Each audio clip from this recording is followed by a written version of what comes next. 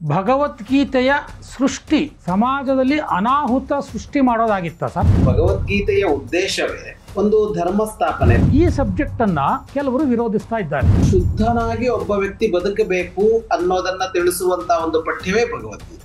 ಭಗವದ್ಗೀತೆಯಿಂದ ಅಪರಾಧ ನಿಯಂತ್ರಣ ಹೇಗೆ ಸಾಧ್ಯ? ಸಮಾಜದಲ್ಲಿ ಅನ್ಯಾಯ ಇರಬಾರದು ಅನ್ನೋದನ್ನ ಹೇಳುವ ಹಿನ್ನೆಲೆಯಲ್ಲೇ ಭಗವದ್ಗೀತೆ ಹುಟ್ಟಿದೆ. ಭಗವದ್ಗೀತೆಯಲ್ಲಿ ಹೇಳೋದೇ ಮತ್ತೊಬ್ಬರನ್ನ ಕೊಲ್ಲಿ ಅಂತ. ಒಂದು ಹಿಂಸೆಯೇ ಇರೋದಿಲ್ಲ ಅಪರಾಧ ನಿಯಂತ್ರಣದಲ್ಲಿ ಅಂತ ಹೇಳೋದಕ್ಕಾಗಲ್ವಲ್ಲ. ಕೊಲ್ಲುವುದು ಅನ್ನೋದೇ ಶಾಂತಿಗೆ ವಿರುದ್ಧವಾದದ್ದಲ್ವಾ ಅನ್ನುವಂತ ಒಂದು ವಾದ. ಸಮಾಜವನ್ನ ಹಾಳು ಮಾಡುವಂತಹ ವ್ಯಕ್ತಿ ಯಾರೇ ಇದ್ರೂ ಅವನನ್ನ ನಿಯಮನ ಮಾಡಬೇಕು, ಅವನನ್ನ ನಿಯಂತ್ರಣ ಮಾಡಬೇಕು. ಭಗವದ್ಗೀತೆಯಲ್ಲಿ ಕೃಷ್ಣ ವರ್ಣಾಶ್ರಮ ವ್ಯವಸ್ಥೆಯನ್ನು ನಾನೇ ಸೃಷ್ಟಿಸಿದೆ ಅಂತ ಹೇಳ್ತಾನೆ. ಜಾತಿ ವ್ಯವಸ್ಥೆ ಇಲ್ಲದ ಜಗತ್ತಿನಲ್ಲಿ, ಇಲ್ಲದ ದೇಶದಲ್ಲೂ ಕೂಡ ಶೋಷಣೆ ಇಲ್ಲ ಅಂತ ಹೇಳೋದಕ್ಕಾಗೋದಿಲ್ಲ. ಕೃಷ್ಣ ಹೇಳುವಂತಹ ಚಾತುರ್ವರ್ಣ್ಯ ಜನನ ಸೂಚಕವೋ ಕಾಯಕ ಸೂಚಕವೋ ಅನ್ನುವಂತ ಪ್ರಶ್ನೆ ಬರುತ್ತೆ. ಭಗವದ್ಗೀತೆಯಲ್ಲಿ ಇದನ್ನು ಹೇಗೆ ಹೇಳಿದೆ ಅಂತ ಅನ್ನೋದಕ್ಕೆ ಎರಡು ಅಭಿಪ್ರಾಯಗಳಿವೆ. ಸ್ನೇಹಿತರೆ ನಮಸ್ಕಾರ, ಹೊಸ ದಿಗಂತ ಡಿಜಿಟಲ್ ಚಾನೆಲ್ಗೆ ಸ್ವಾಗತ. ಕೆಲವಾರು ವಿಚಾರಗಳು ಕೆಲವು ದಿನಗಳಿಂದ ಅನೇಕ ಬಾರಿ ಚರ್ಚೆಗೆ ಬರ್ತಾ ಇತ್ತು, ಅದು ನಿಮಗೆಲ್ಲ ಗೊತ್ತಾಯಿದೆ. ಆದರೆ ನಿನ್ನೆ ಇದ್ದಕ್ಕಿದ್ದಾಗೆ ಭಗವದ್ಗೀತೆ ಇವತ್ತು ಚರ್ಚೆ ವಿಷಯ ಆಗಿಬಿಟ್ಟಿದೆ.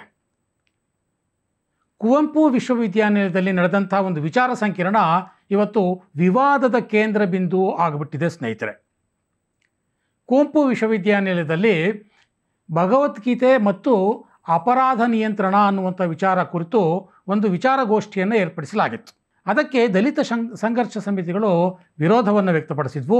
ಭಗವದ್ಗೀತೆ ವರ್ಣಾಶ್ರಮ ಪದ್ಧತಿಯನ್ನು ಪ್ರಚೋದಿಸುತ್ತವೆ, ಇದು ಕೋಮುವಾದಿ, ಇದು ಕ್ರಿಮಿನಲ್ಗಳನ್ನು ಸೃಷ್ಟಿಸುತ್ತೆ, ಈ ರೀತಿಯ ಅನೇಕ ಆರೋಪಗಳನ್ನು ಅವರು ಮಾಡಿದ್ರು. ಹಾಗಾಗಿ ಇಂಥ ವಿಚಾರ ಸಂಕಿರಣಗಳನ್ನು ನಡೆಸಬಾರ್ದು ಅನ್ನುವಂಥ ಆಗ್ರಹವನ್ನು ಕೂಡ ಕೆಲವು ಸಂಘಟನೆಗಳು, ದಲಿತ ಸಂಘಟನೆಗಳಿರ್ಬೋದು, ಕೆಲವು ಲೆಫ್ಟಿಸ್ಟ್ ಆರ್ಗನೈಸೇಷನ್ಗಳಿರ್ಬೋದು, ಇವೆಲ್ಲ ಮಾಡ್ತಾಯಿವೆ. ವಾಸ್ತವವಾಗಿ ಭಗವದ್ಗೀತೆ ಇಷ್ಟೆಲ್ಲ ಅನಾಹುತಗಳಿಗೆ ಕಾರಣ ಆಗುತ್ತಾ? ಭಗವದ್ಗೀತೆಯ ಬಗ್ಗೆ ಸಂಪೂರ್ಣ ಮಾಹಿತಿ ನೀಡೋದಕ್ಕೆ ಹಿರಿಯ ವಿದ್ವಾಂಸರಾದಂತಹ ಜಗದೀಶ ಶರ್ಮ ಸಂಪ ಅವರು ನಮ್ಮ ಜೊತೆ ಇದ್ದಾರೆ. ನಾನು ಸಂಪ ಅವರಿಗೆ ಸ್ವಾಗತವನ್ನು ಬಯಸ್ತೇನೆ. ನಮಸ್ಕಾರ ಸಂಪ ಅವರಿಗೆ. ನಮಸ್ತೆ ಸರ್. ಸರ್, ನೋಡಿರ್ತೀರಿ, ನೀವು ಕೇಳಿರ್ತೀರಿ, ಓದಿರ್ತೀರಿ, ಭಗವದ್ಗೀತೆ ಸಮಾಜದಲ್ಲಿ ಅನಾಹುತಗಳಿಗೆ ಕಾರಣ ಆಗುತ್ತೆ ಎನ್ನುವಂಥ ವಾದಗಳನ್ನು ಮಂಡಿಸ್ತಾ ಇದ್ದಾರೆ. ಸೊ ವಾಸ್ತವವಾಗಿ ಭಗವದ್ಗೀತೆಯ ಸೃಷ್ಟಿ ಸಮಾಜದಲ್ಲಿ ಅನಾಹುತ ಸೃಷ್ಟಿ ಮಾಡೋದಾಗಿತ್ತ ಸರ್? ಇಲ್ಲ, ಖಂಡಿತವಾಗಿಯೂ ಇಲ್ಲ. ಇದೊಂದು ಬಹಳ ತಪ್ಪು ಗ್ರಹಿಕೆ. ಇದು ಭಗವದ್ಗೀತೆಯ ಉದ್ದೇಶವೇ, ತಾವು ಕೇಳಿರುವ ಪ್ರಶ್ನೆ ಅಂತ, ಭಗವದ್ಗೀತೆಯ ಉದ್ದೇಶವೇ ಒಂದು ಧರ್ಮ ಸ್ಥಾಪನೆ. ಧರ್ಮ ಅಂದ್ರೆ ಮತ್ತೆ ಕೋಮು ಅನ್ನೋ ಅರ್ಥದಲ್ಲಿ ಅಲ್ಲ, ರಿಲಿಜನ್ ಅನ್ನೋ ಅರ್ಥದಲ್ಲಿ ಅಲ್ಲ. ಒಂದು ಸರಿಯಾದ ಮಾರ್ಗವನ್ನ ಸಮಾಜಕ್ಕೆ ಕೊಡಬೇಕು, ಸಮಾಜ ನ್ಯಾಯವಾದ ದಾರಿಯಲ್ಲಿರ್ಬೇಕು, ಸಮಾಜದಲ್ಲಿ ಅನ್ಯಾಯ ಇರಬಾರದು ಅನ್ನೋದನ್ನ ಹೇಳುವ ಹಿನ್ನೆಲೆಯಲ್ಲೇ ಭಗವದ್ಗೀತೆ ಹುಟ್ಟಿದ್ದು. ಯಾಕೆಂದ್ರೆ ಯುದ್ಧದ ಹಿನ್ನೆಲೆಯಲ್ಲಿ ಭಗವದ್ಗೀತೆ ಹುಟ್ಟತ್ತಲ್ಲ. ಆ ಯುದ್ಧ ನಡೆದಿದ್ಯಾಕೆ ಅಂತ ಅಂದ್ರೆ ಅದು ಅನ್ಯಾಯಕಾರಿಗಳನ್ನ ಶಿಕ್ಷಿಸೋದಕ್ಕೆ ಅಂತಲೇ ನಡೆದಿದ್ದದು. ಹಾಗಾಗಿ ಭಗವದ್ಗೀತೆ ಇನ್ನೊಬ್ಬರ ವಸ್ತುವನ್ನ ತನ್ನದಾಗಿಸಿಕೊಳ್ಳುವ ಅಥವಾ ಬಲದಿಂದ ಅಥವಾ ಆಮಿಷದಿಂದ ಇನ್ಯಾರನ್ನೋ ಶೋಷಿಸುವ ಮೊದಲಾದ ಎಲ್ಲ ಪ್ರವೃತ್ತಿಗಳ ವಿರುದ್ಧವಾಗಿ ನಡೆದ ಯುದ್ಧ ಆಗಿರೋದ್ರಿಂದ ಅಂಥ ಯುದ್ಧದ ಹಿನ್ನೆಲೆಯಲ್ಲಿ ಹುಟ್ಟಿಕೊಂಡಂತ ಭಗವದ್ಗೀತೆ ಖಂಡಿತವಾಗಿ ಅಂತಹ ಯಾವುದಕ್ಕೂ ಅವಕಾಶ ಕೊಡುವಂಥದ್ದಲ್ಲ. ಮನುಷ್ಯನನ್ನ ಒಬ್ಬ ಉತ್ತಮ ಮನುಷ್ಯನನ್ನಾಗಿಸುವತ್ತ ಅಥವಾ ಮನುಷ್ಯನನ್ನ ದೇವರನ್ನಾಗಿಸುವತ್ತ, ಅಂದ್ರೆ ಅಷ್ಟು ಶುದ್ಧನಾಗಿ ಒಬ್ಬ ವ್ಯಕ್ತಿ ಬದುಕಬೇಕು ಅನ್ನೋದನ್ನ ತಿಳಿಸುವಂತ ಒಂದು ಪಠ್ಯವೇ ಭಗವದ್ಗೀತೆ. ಅಂದರೆ ನಿನ್ನೆಯ ವಿಚಾರ ಸಂಕಿರಣ ಭಗವದ್ಗೀತೆ ಮತ್ತು ಅಪರಾಧ ನಿಯಂತ್ರಣ ಅನ್ನುವಂಥ ಒಂದು ಸಬ್ಜೆಕ್ಟ್ ಇತ್ತು. ಸೊ ಈ ಸಬ್ಜೆಕ್ಟನ್ನು ಕೆಲವರು ವಿರೋಧಿಸ್ತಾ ಇದ್ದಾರೆ. ಭಗವದ್ಗೀತೆಯಿಂದ ಅಪರಾಧ ನಿಯಂತ್ರಣ ಹೇಗೆ ಸಾಧ್ಯ? ಭಗವದ್ಗೀತೆಯಲ್ಲಿ ಹೇಳೋದೇ ಮತ್ತೊಬ್ಬರನ್ನ ಕೊಲ್ಲಿ ಅಂತ, ಭಗವದ್ಗೀತೆ ಪ್ರಚೋದನೆ ಮಾಡೋದೇ ಹಿಂಸೆಯನ್ನು. ಹೀಗಿರುವಾಗ ಭಗವದ್ಗೀತೆಯಿಂದ ಅಪರಾಧ ನಿಯಂತ್ರಣ ಹೇಗಾಗುತ್ತೆ ಅನ್ನುವಂಥ ವಾದ ಕೆಲವರದು. ಇಲ್ಲ, ಈಗ ಅಪರಾಧ ನಿಯಂತ್ರಣ ಅಂತ ಬಂದಾಗ ಅಲ್ಲಿ ಒಂದು ಹಿಂಸೆಯೇ ಇರೋದಿಲ್ಲ ಅಪರಾಧ ನಿಯಂತ್ರಣದಲ್ಲಿ ಅಂತ ಹೇಳೋದಕ್ಕಾಗಲ್ವಲ್ಲ. ಜಗತ್ತಿನ ಯಾವುದೇ ಸಂವಿಧಾನ ಕೂಡ ಅಪರಾಧ ನಿಯಂತ್ರಣವನ್ನ ಮಾಡೋದಕ್ಕೆ ಹಿಂಸೆಯ ದಾರಿಗಳನ್ನೇ ಹೇಳಿವೆಯಲ್ಲ. ಅಪರಾಧಿಯನ್ನ ಹಿಡಿಬೇಕು, ಅಪರಾಧಿಯನ್ನ ಶಿಕ್ಷಿಸಬೇಕು, ಅಂಥ ಅಪರಾಧಿ ಆದ್ರೆ ಅವನಿಗೆ ಮರಣದಂಡನೆ ಕೊಡಬೇಕು ಅಥವಾ ಜೀವಾವಧಿ, ಹೀಗೆಲ್ಲ ಹೇಳಿರುವಾಗ ಅಲ್ಲಿ ಹಿಂಸೆ ಇಲ್ವಾ? ಹಾಗಿದ್ರೆ ಅಪರಾಧ ನಿಯಂತ್ರಣದಲ್ಲಿ ಬೌದ್ಧಿಕವಾಗಿ ಕೆಲಸ ಮಾಡಿದಾಗ, ಅವನ ಬುದ್ಧಿ ಮನಸ್ಸು ಹೃದಯದ ಮೇಲೆ ಕೆಲಸ ಮಾಡಿದಾಗ ಅಪರಾಧಿಯಾಗದೆ ಬದುಕೋದಕ್ ಸಾಧ್ಯ ಆಗತ್ತೆ. ಅದ ಆಗದೇ ಇದ್ದಾಗ, ಅಂದ್ರೆ ಆ ಸಂಸ್ಕಾರವನ್ನ ಮನಸ್ಸು ಹೃದಯಗಳಿಗೆ ಕೊಡೋದಕ್ಕೆ ಯಾವಾಗ ಸಾಧ್ಯವಾಗೋದಿಲ್ವೋ ಆಗ ಸಮಾಜದಲ್ಲಿ ಅಪರಾಧಿಗಳು ಹುಟ್ಟುಕೊಳ್ತಾರೆ. ಹಾಗೆ ಹುಟ್ಟಿಕೊಂಡ ಅಪರಾಧಿಗಳ ವಿಷಯದಲ್ಲಿ ಹಿಂಸೆ ಅನ್ನೋದು ಸಹಜವಾಗಿ ಸಂಭವಿಸತ್ತೆ, ಅದನ್ನ ನಿರಾಕರಿಸೋಕಾಗೋದಿಲ್ಲ. ಹಾಗಂತ ಇದು ಹಿಂಸೆಯ ಪ್ರತಿಪಾದನೆ ಅಲ್ಲ. ಆದ್ರೆ ಅಪರಾಧಿಯನ್ನ ನಿಯಂತ್ರಿಸದೇ ಇದ್ದರೆ ಹಿಂಸೆ ಅತಿರೇಕಕ್ಕೆ ಮುಟ್ಟತ್ತೆ ಅನ್ನೋ ಹಿನ್ನೆಲೆಯಲ್ಲಿ ಅಷ್ಟು ಮಟ್ಟದ ಹಿಂಸೆಯನ್ನ ಒಪ್ಪಿಕೊಳ್ಬೇಕಾಗತ್ತೆ ಅನ್ನೋದನ್ನ ಮಾನವ ಜನಾಂಗ ಹಿಂದಿನಿಂದಲೂ ಒಪ್ಪಿಕೊಂಡು ಬಂದಿದೆ ಮತ್ತು ಇವತ್ತು ಕೂಡ ಒಪ್ಪಿದೆ. ಈಗ ಭಾರತದ ಸಂವಿಧಾನದಲ್ಲೇ ಶಿಕ್ಷೆ ಇಲ್ವಾ ಹಾಗಿದ್ರೆ ಅಂತಂದ್ರೆ ಎಲ್ಲ ಶಿಕ್ಷೆಗಳು ಇವೆಯಲ್ಲ ಭಾರತದ ಸಂವಿಧಾನದಲ್ಲಿ.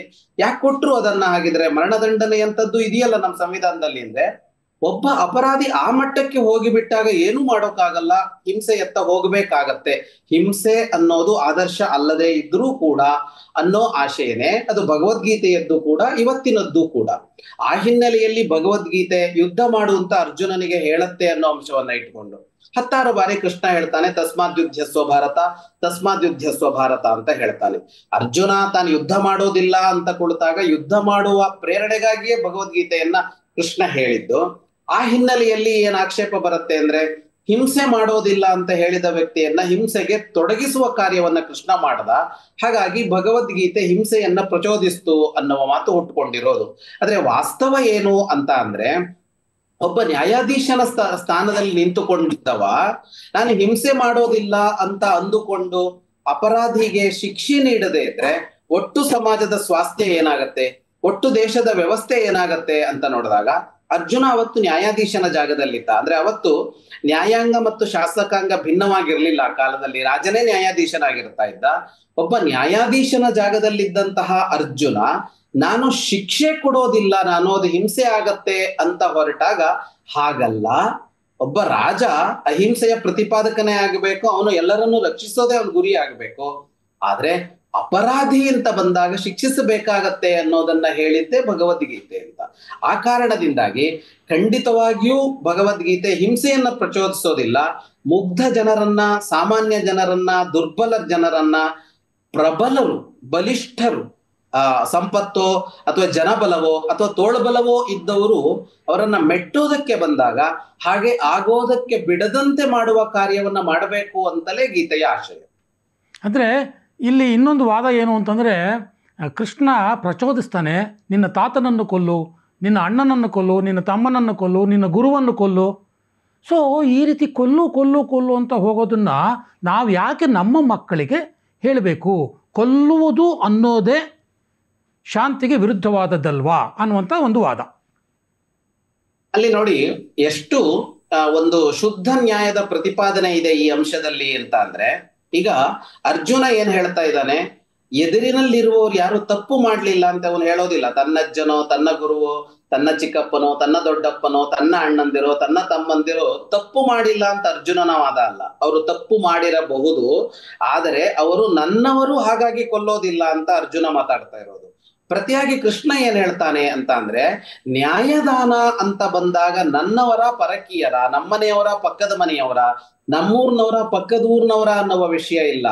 ಯಾರ ಅಪರಾಧ ಮಾಡಿದಾನೋ ಅವನು ಶಿಕ್ಷಾರ್ಹನಾಗಬೇಕು, ಅವನಿಗೆ ಶಿಕ್ಷೆ ವಿಧಿಸಬೇಕು ಅಂತ. ಆ ಹಂತದಲ್ಲಿ ಒಬ್ಬ ನ್ಯಾಯಾಧೀಶನ ಸ್ಥಾನದಲ್ಲಿ ನಿಂತವ ಅಥವಾ ಯಾರೇ ಒಬ್ಬ ವಿಚಾರ ಇರುವವ, ತಪ್ಪು ಮಾಡಿದವರು ಯಾರೇ ಆದರೂ ಶಿಕ್ಷೆಗೆ ಒಳಪಡಬೇಕು, ತಪ್ಪು ಮಾಡದವರು ಯಾರೇ ಆದ್ರೂ ಶಿಕ್ಷೆ ಆಗ್ಬಾರದು. ಅವನು ಶತ್ರುವೇ ಇದ್ದಿರ್ಬೋದು, ಆದ್ರೆ ಅವನು ತಪ್ಪು ಮಾಡಲಿಲ್ಲ ಅಂತ ಅಂದ್ರೆ ನನಗೆ ಅಧಿಕಾರ ಇದೆ ಅಂತ ಶಿಕ್ಷೆ ಕೊಡಬಾರದು ಅನ್ನೋದು ಹೇಗೋ ಹಾಗೆ ಮಗನೇ ಇರಬಹುದು, ಹೆತ್ತ ತಂದೆಯೇ ಇರಬಹುದು, ನ್ಯಾಯಾಧೀಶನ ಸ್ಥಾನದಲ್ಲಿದ್ದವ ನ್ಯಾಯದ ತಕ್ಕಡಿಯನ್ನ ಸಮಾನವಾಗಿ ಹಿಡ್ಕೊಂಡು ಕೆಲಸ ಮಾಡಬೇಕು ಅನ್ನೋದನ್ನ ಕೃಷ್ಣ ಅರ್ಜುನನಿಗೆ ಬೋಧಿಸಿದ್ದು ಭಗವದ್ಗೀತೆಯಲ್ಲಿ.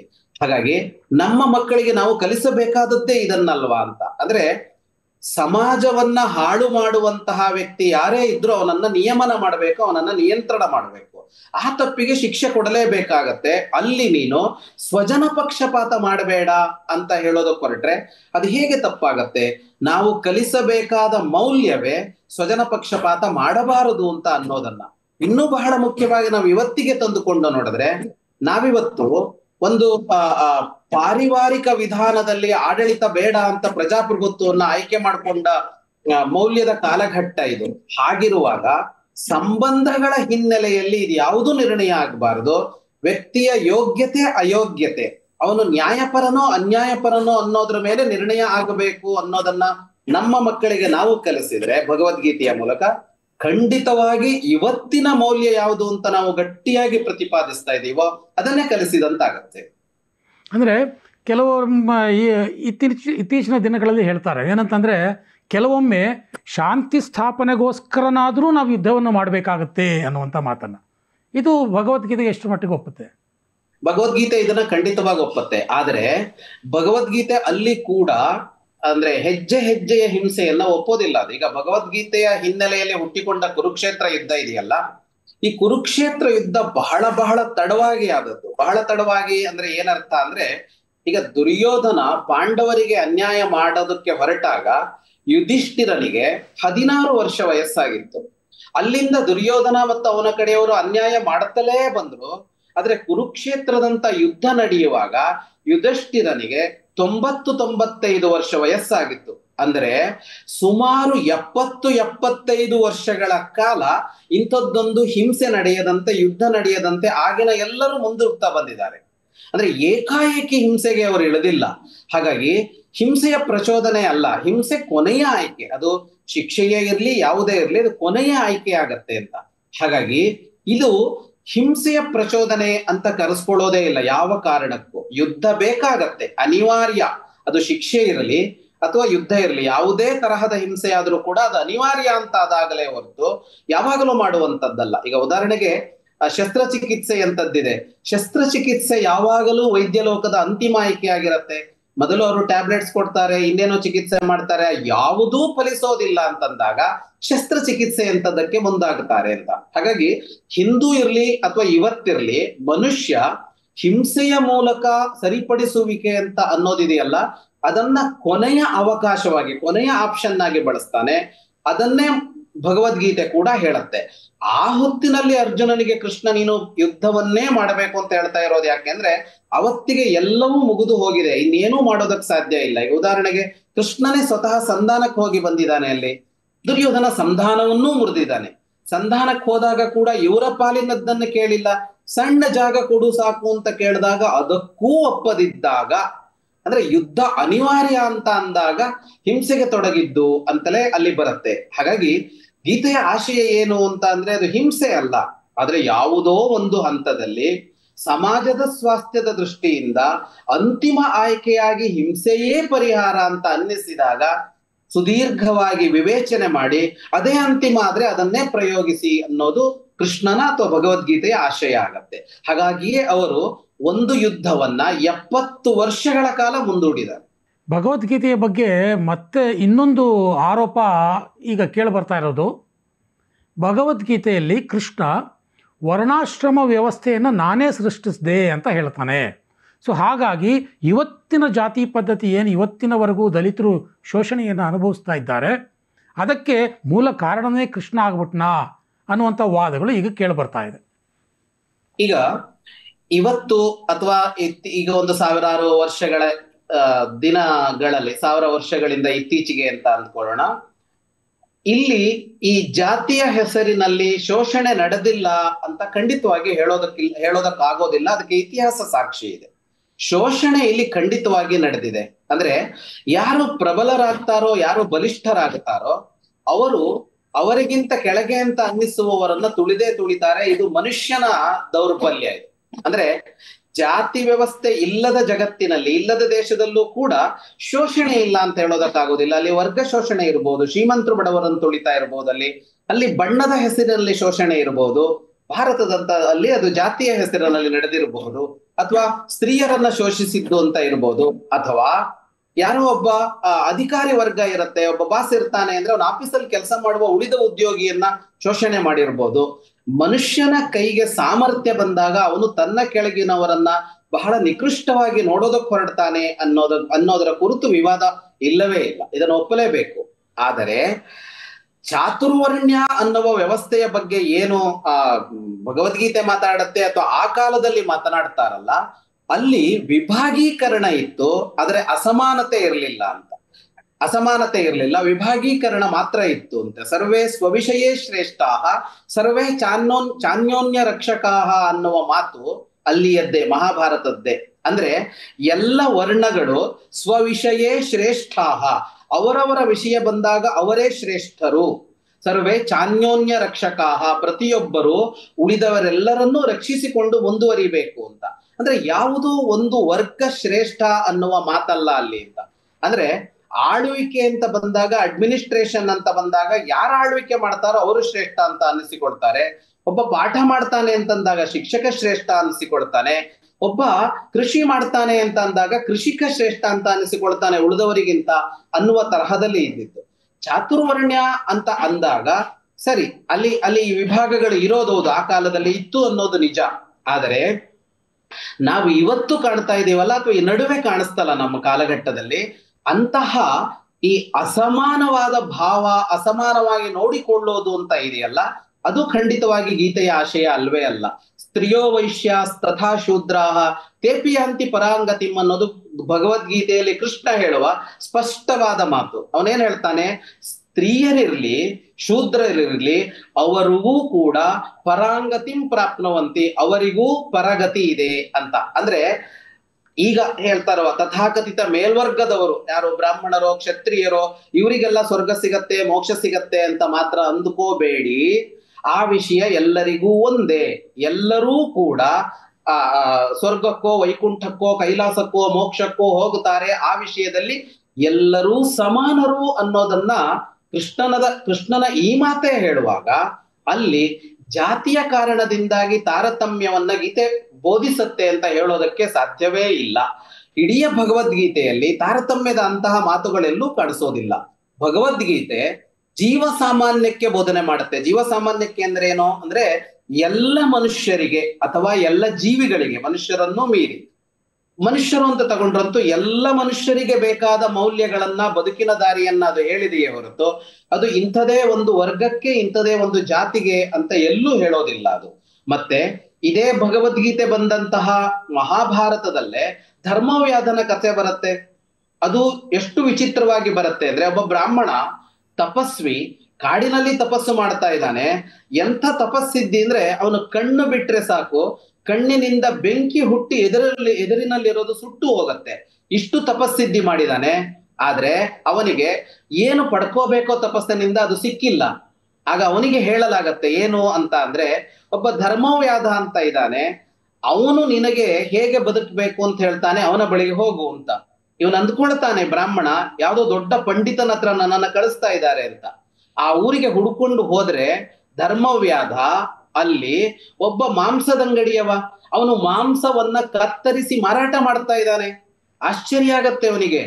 ಆ ಧರ್ಮವ್ಯಾಧ ತನ್ನ ವೃತ್ತಿ ಮುಗಿದ ಮೇಲೆ ಇವನನ್ನ ಕರ್ಕೊಂಡು ಹೋಗಿ ಅವನಿಗೆ ಧರ್ಮೋಪದೇಶ ಮಾಡ್ತಾನೆ. ಯಾವುದು ಸರಿ, ಯಾವುದು ತಪ್ಪು, ಬದುಕಿನಲ್ಲಿ ಯಾವುದು ಸಿದ್ಧಿಯ ದಾರಿ ಅಂತ. ಒಬ್ಬ ಧರ್ಮವ್ಯಾಧ ಮಾಂಸ ವ್ಯಾಪಾರಿ ಅಂದ್ರೆ ಅಡ್ಡಿಯಲ್ಲಿ ಕುತ್ಕೊಳ್ಳೋನಲ್ಲ, ಸ್ವತಃ ತುಂಡರಿಸಿ ಮಾರ್ತಾ ಇರುವಂತ ಮಾಂಸ ವ್ಯಾಪಾರಿ ಒಬ್ಬ ಬ್ರಾಹ್ಮಣನಿಗೆ ಉಪದೇಶ ಮಾಡ್ದ ಅನ್ನೋ ಕಥೆಯನ್ನ ಇದೇ ಮಹಾಭಾರತ ಹೇಳುತ್ತಲ್ಲ. ಅದನ್ನ ನೋಡ್ದಾಗ ಗೊತ್ತಾಗತ್ತೆ ನಮಗೆ, ಜಾತಿ ಇತ್ತು ಆದ್ರೆ ಅಸಮಾನತೆ ಇರ್ಲಿಲ್ಲ ಅಲ್ಲಿ. ಅಥವಾ ವಿದ್ಯೆ ಅನ್ನೋದು ಕೂಡ ಅದು ಯಾರೋ ಒಬ್ಬ ಮಾಂಸ ಮಾರುವ ಶೂದ್ರನಿಗಿರ್ಲಿಲ್ಲ ಅಂತ ಹೇಳುವಂತೆಯೇ ಇಲ್ಲ. ಧರ್ಮವ್ಯಾಧ ಅಷ್ಟು ಚೆನ್ನಾಗಿ ಅವನು ಬೋಧೆ ಮಾಡಿದ್ದನ್ನ ಅಲ್ಲಿ ಕಾಣ್ತೇವೆ. ಇಂತಹ ನೂರಾರು ಘಟನೆಗಳನ್ನ ಭಗವದ್ಗೀತೆಯೇ ಇರುವ ಮಹಾಭಾರತದಲ್ಲಿ ನಾವು ನೋಡೋದಕ್ಕೆ ಸಾಧ್ಯ ಆಗತ್ತೆ. ಹಾಗಾಗಿ ವಾಸ್ತವವಾಗಿ ಭಗವದ್ಗೀತೆಯನ್ನೋ ಮಹಾಭಾರತವನ್ನೋ ನಾವು ಮಕ್ಕಳಿಗೆ ಕೊಟ್ರೆ ಇಂತಹ ಅಸಮಾನತೆಯ ಭಾವ ಇದೆಯಲ್ಲ ಮನಸ್ಸಿನಲ್ಲಿ, ಇತ್ತಲ್ಲ, ಅದರ ನಿವಾರಣೆಗೆ ಅನುಕೂಲ ಆಗತ್ತೆ ಹೊರತು ಅದು ಅದನ್ನ ಉಳಿಸಿ ಬೆಳೆಸೋದಿಲ್ಲ.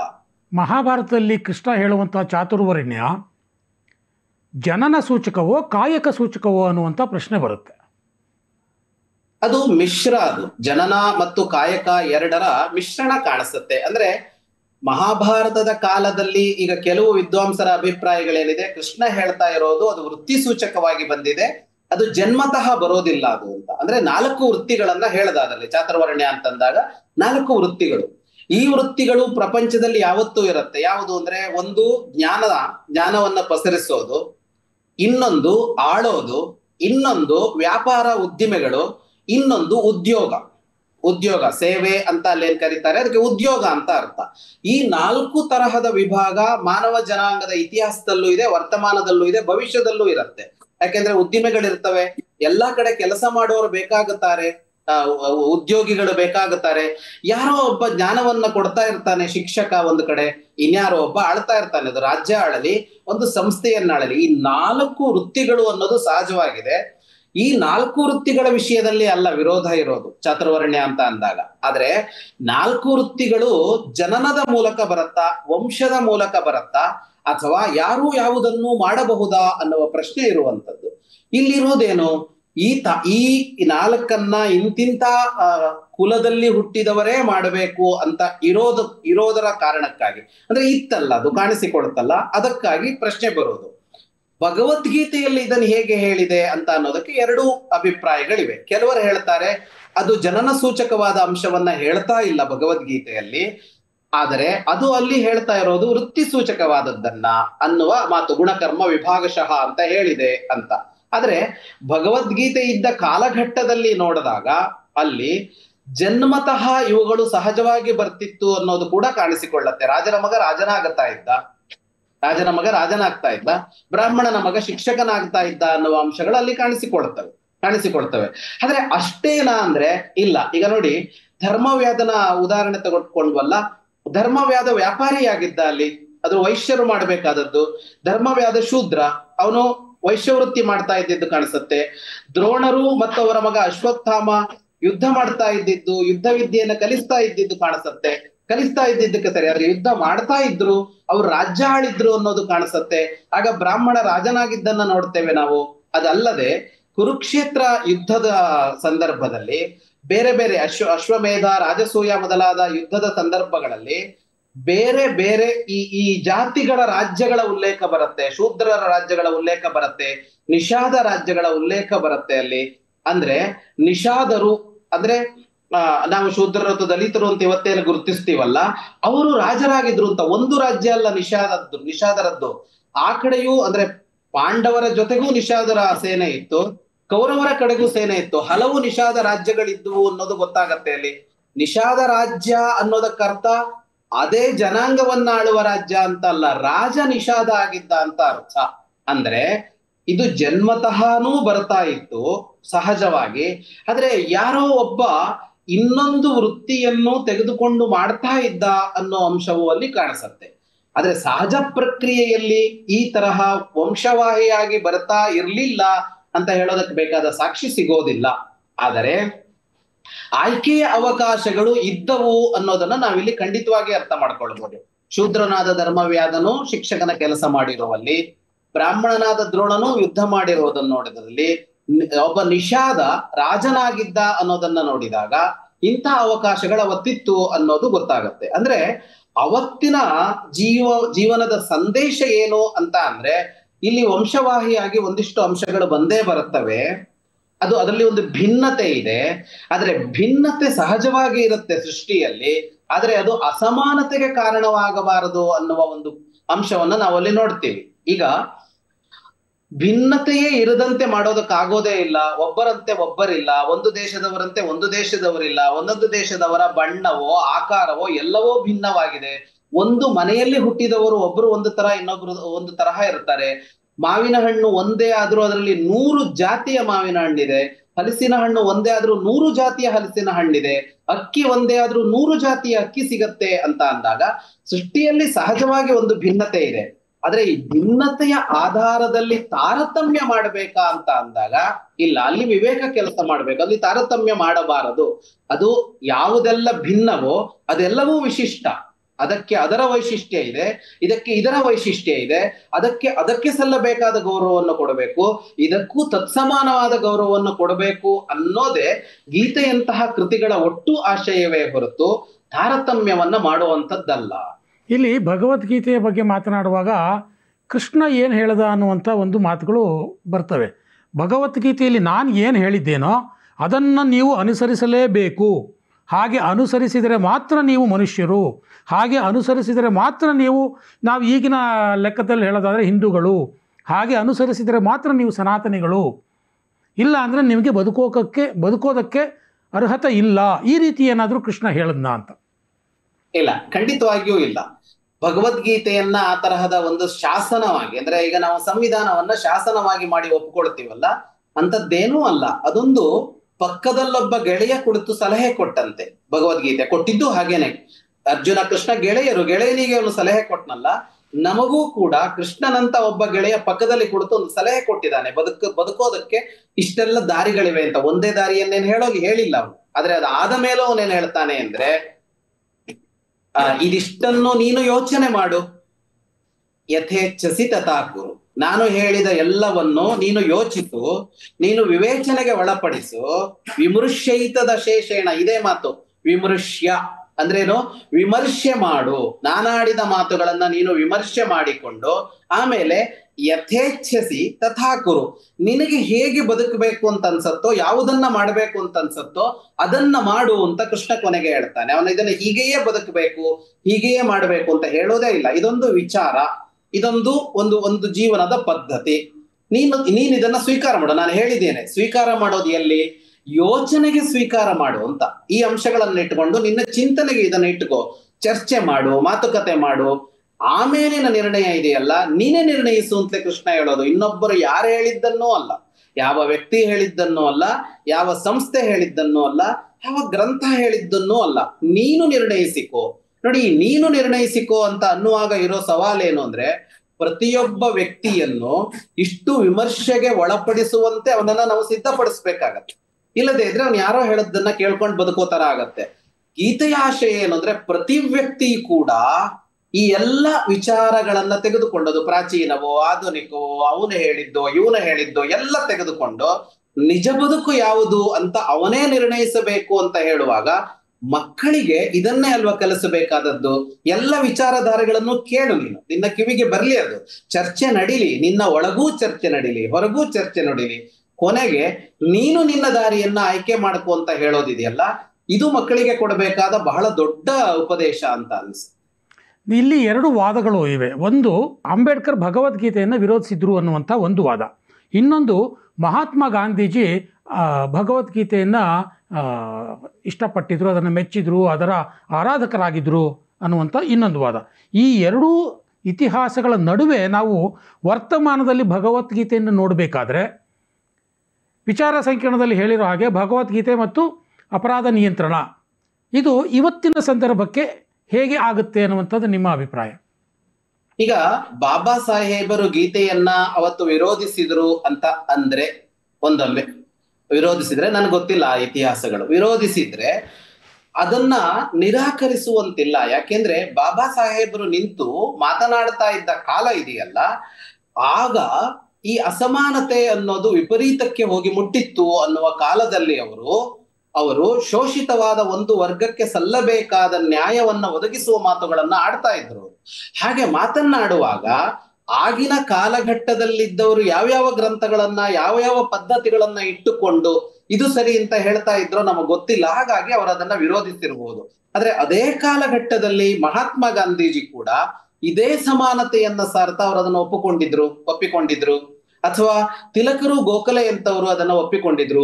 ಮುಂದೆ ಬಂದಾಗ ಭೂದಾನ ಚಳುವಳಿಯನ್ನ ಅದ್ಭುತವಾಗಿ ಮಾಡಿ, ಭೂದಾನ ಚಳುವಳಿಯನ್ನ ಅಂದ್ರೆ ಯಾರ ಕೈಯಲ್ಲಿ ಭೂಮಿ ಇರ್ಲಿಲ್ವೋ, ಗೇಯ್ತಾ ಇದ್ರು, ಅವರಿಗೆ ಭೂಮಿ ಹೋಗ್ಬೇಕು ಅಂತ ಚಳುವಳಿ ಮಾಡಿದ ವಿನೋದ ಭಾವೆ ಭಗವದ್ಗೀತೆಯನ್ನ ಆಧರಿಸಿದ್ರು. ಅಂದ್ರೆ ಇವರೆಲ್ಲ ಯಾರು ಎಲ್ಲ ವ್ಯಕ್ತಿಯೂ ಶ್ರೇಷ್ಠ, ಎಲ್ಲರೂ ಸಮಾನರು, ಎಲ್ಲರಿಗೂ ಅವರವರ ಹಕ್ಕುಗಳು ಸಿಗಬೇಕು ಅಂತ ಮಾತನಾಡಿದ ಇವರೆಲ್ಲರಿಗೂ ಭಗವದ್ಗೀತೆ ಪ್ರೇರಣೆ ಕೊಟ್ಟಿದೆ ಅಂತ ಅಂದ್ರೆ, ಭಗವದ್ಗೀತೆ ಅಸಮಾನತೆಯ ಪ್ರೇರಣೆಯನ್ನ ಖಂಡಿತವಾಗಿ ಕೊಡೋದಿಲ್ಲ ಅನ್ನೋದನ್ನ ನಾವು ನೋಡ್ಬೇಕಾಗತ್ತೆ. ಹಾಗಾಗಿ ಇವತ್ತಿನ ಕಾಲಕ್ಕೆ ಅಂತ ನಿಂತು ನೋಡೋದಾದ್ರೆ, ಭಗವದ್ಗೀತೆಯನ್ನ ನೀವು ಒಪ್ಪದೇ ಇರಿ, ಅದು ಅನಂತರದ ಮಾತು. ಒಪ್ಪಬೇಕು ಅಂತ ಯಾರದ್ದೂ ಆಗ್ರಹ ಇಲ್ಲ. ಆದ್ರೆ ಒಮ್ಮೆ ಭಗವದ್ಗೀತೆಯ ಆಳಕ್ಕಿಳಿದು ನೋಡಿ, ಮೇಲದ್ದಲ್ಲ, ಯಾವ್ದ್ಯಾವ್ದೋ ವ್ಯಾಖ್ಯಾನ ಅಲ್ಲ, ಅಲ್ಲಿಯ ಶಬ್ದವನ್ನ ಅರ್ಥ ಮಾಡಿಕೊಳ್ಬೇಕಾಗತ್ತೆ. ಹಾಗೆ ನೋಡಿದ ಮೇಲೂ ನಿಮಗೆ ಸಾರಾಸಗಟಾಗಿ ಭಗವದ್ಗೀತೆಯನ್ನ ತಿರಸ್ಕರಿಸಬೇಕು ಅಂತ ಅನ್ನಿಸಿದ್ರೆ ಖಂಡಿತವಾಗಿ ಸ್ವಾಗತ ಇದೆ, ನೀವು ತಿರಸ್ಕರಿಸಿ, ನಿಮ್ಮ ಬದುಕಿನಲ್ಲಿ ನೀವು ಬಳಸಬೇಕಾಗೇ ಇಲ್ಲ. ನಾನು ಅದೇ ಹೇಳಿದೆ, ಸಾರಾಸಗಟಾಗಿ ತಿರಸ್ಕರಿಸಬೇಕಂತ. ಈಗ ಯಾರೋ ನಮ್ಮ ಹತ್ತಿರದವರೇ ನಮಗೆ ಉಪದೇಶ ಮಾಡ್ತಾರೆ, ತಂದೆಯೋ ಗೆಳೆಯನೋ ಹೆಂಡತಿಯೋ ಗಂಡನೋ ಇನ್ನೊಬ್ರು 100 ಮಾತನಾಡಿದ್ರೆ ಅವ್ರು ಹೇಳಿದ್ದೆಲ್ಲವನ್ನ ಒಪ್ಪಲ್ಲ ನಾವು. ಎಷ್ಟೋ ಸಲ ನಿಂದ 50 ಮಾತು ಒಪ್ಕೋತೀನಿ, 60% ಒಪ್ಕೋತೀನಿ, 90 ಒಪ್ಕೋತೀನಿ, ಇದು ಮಾಡಲ್ಲ ಅಂತ ಅಂತೀವಲ್ಲ ನಾವು. ಹಾಗೆಯೇ ಅದು ಒಂದು ಕೃತಿ ಇರಲಿ, ಒಂದು ಜೀವನ ಪದ್ಧತಿ ಇರಲಿ, ಯಾರೇ ಹೇಳಿದ್ದಿರ್ಲಿ, ಎಲ್ಲವನ್ನೂ ಒಪ್ಪಿಕೊಳ್ಬೇಕು ಅಂತ ಇಲ್ಲ. ಹಾಗಂತ ಎಲ್ಲವನ್ನೂ ಯಾಕೆ ನಿರಾಕರಿಸಬೇಕು? ಅದರಲ್ಲಿ ಯಾವುದೋ ಒಂದು ನಮಗೆ ಸಮ್ಮತವಾಗದೇ ಇರುವ ಅಂಶ ಇದೆ ಎನ್ನುವ ಕಾರಣಕ್ಕೆ ಅಷ್ಟನ್ನು ನಿರಾಕರಿಸಬೇಕಾಗಿಲ್ಲ. ಬುಟ್ಟಿಯಲ್ಲಿರುವ ಒಂದು ಹಣ್ಣು ಕೊಳೆತಿದೆ ಅಂತಂದ್ರೆ ಬುಟ್ಟಿಯಲ್ಲಿರುವ ಎಲ್ಲ ಹಣ್ಣನ್ನು ಎಸಿಬೇಕಾಗಿಲ್ಲ, ಕೊಳೆತದ್ದನ್ನು ಮಾತ್ರ ಬಿಟ್ರಾಯ್ತು, ಚೆನ್ನಾಗಿರೋ ಹಣ್ಣನ್ನು ಸ್ವೀಕಾರ ಮಾಡ್ಬೋದಲ್ಲ. ಹಾಗಾಗಿ ನನ್ನ ಇವತ್ತು ಏನೇ ಮಾಡ್ಬೇಕಾಗಿದೆ ಅಂದ್ರೆ, ಯಾರು ಹೇಳಿದ್ದನ್ನು ಕೇಳಬೇಡಿ, ಆಚೆ ಕಡೆಯವರು ಹೇಳಿದ್ದನ್ನು ಕೇಳಬೇಡಿ, ಈಚೆ ಕಡೆಯವರು ಹೇಳಿದ್ದನ್ನು ಕೇಳಬೇಡಿ. ಸ್ವತಃ ನೀವೇ ಗೀತೆಯನ್ನ ಓದಿ ನೀವು. ಆಗ ಓದಿದ ಮೇಲೆ ನೀವು ನಿರ್ಣಯಿಸ್ಕೊಳ್ಳಿ, ಇಷ್ಟು % ಗೀತೆಯನ್ನು ಒಪ್ಪಬಹುದು, ಇಷ್ಟು % ಒಪ್ಪಲ್ಲ, ಇಷ್ಟನ್ನೂ ಒಪ್ಪಬಹುದು, ಇಲ್ಲಪ್ಪ ನನಗೆ ಯಾವುದೂ ಸಮ್ಮತ ಅಲ್ಲ, ನಿರ್ಣಯಕ್ಕೆ ಬನ್ನಿ. ಆದ್ರೆ ಪ್ರಪಗಾಂಡಗಳ ಆಧಾರದ ಮೇಲೆ ಇದನ್ನ ಇಟ್ಟುಕೊಂಡು ಹೋದಾಗ ಸಮಸ್ಯೆ ಆಗತ್ತೆ. ಇದು ಹಾಗೆ ಮಾಡೋದಕ್ಕಿಂತ ನಾವು ಈ ತರಹದಲ್ಲಿ ಒಂದು ಕೃತಿಯನ್ನು ನೋಡೋದು ಉತ್ತಮ ಅಂತ ನನಗನ್ನಿಸುತ್ತೆ. ಅಂದರೆ ಭಗವದ್ಗೀತೆ ಬದುಕಿಗೊಂದು ದಾರಿ ಆಗುತ್ತೆ ಅನ್ನೋದನ್ನು ಒಪ್ಪಿಕೊಳ್ಳೋದು ಬಿಡೋದು ಆಯಾ ಸಮಾಜಕ್ಕೆ, ಆಯಾ ವರ್ಗಕ್ಕೆ ಅಥವಾ ಆಯಾ ವ್ಯಕ್ತಿಗೆ ಬಿಟ್ಟದ್ದು. ಹೀಗಾಗಿ ಅದನ್ನು ಒಪ್ಪಿಕೊಳ್ಳಿ ಅಂತ ಒಂದು ಒತ್ತಡ ಹಾಕೋದು ಎಷ್ಟು ತಪ್ಪು ಅಂತ ಇದೆಯೋ, ಹಾಗೆ ಅದನ್ನು ಬ್ಲೈಂಡಾಗಿ ಅದನ್ನು ವಿರೋಧಿಸೋದು ಅಷ್ಟೇ ತಪ್ಪು ಅನ್ನುವಂಥ ಮಾತನ್ನು ನೀವು ಹೇಳಿದ್ರಿ. ನೆನ್ನೆಯ ವಿಚಾರ ಸಂಕಿರಣದ ಹಿನ್ನೆಲೆಯಲ್ಲಿ ಇಷ್ಟೆಲ್ಲ ಮತ್ತೆ ಭಗವದ್ಗೀತೆಯ ಬಗ್ಗೆ ಮಾತನಾಡಬೇಕಾದಂಥ ಸಂದರ್ಭ ಬಂತು. ಭಗವದ್ಗೀತೆ ಇವತ್ತಿಗೂ ಎಷ್ಟು ಪ್ರಸ್ತುತ ಅನ್ನೋದನ್ನು ನೀವು ವಿವರವಾಗಿ ನಮ್ಮ ವೀಕ್ಷಕರಿಗೆ ತಿಳಿಸಿದ್ದಕ್ಕೆ ಧನ್ಯವಾದ. ನಮಸ್ಕಾರ ಸಂಪಾರ. ನಮಸ್ತೆ.